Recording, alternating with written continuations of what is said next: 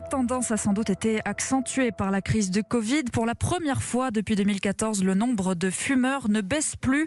L'an dernier, il est même reparti à la hausse chez les plus précaires selon les dernières données de Santé publique France.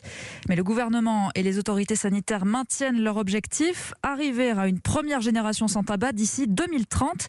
Et concrètement, qu'est-ce que ça veut dire, Anne Le Gall ? Alors, ce que l'on appelle une génération sans tabac, c'est une génération dans laquelle il y a moins de 5% de fumeurs.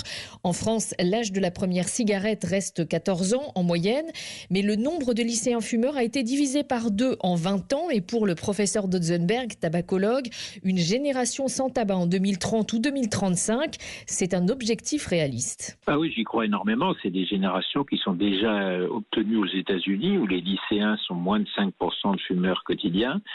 Et les projections faites sur l'évolution des dernières années va tout à fait dans ce sens.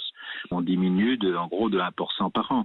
Donc si on diminue encore 10 ans, on est bon là. Et c'est vrai que depuis 10 ans, l'apparition du vapotage a contribué à ringardiser la cigarette aux yeux des adolescents.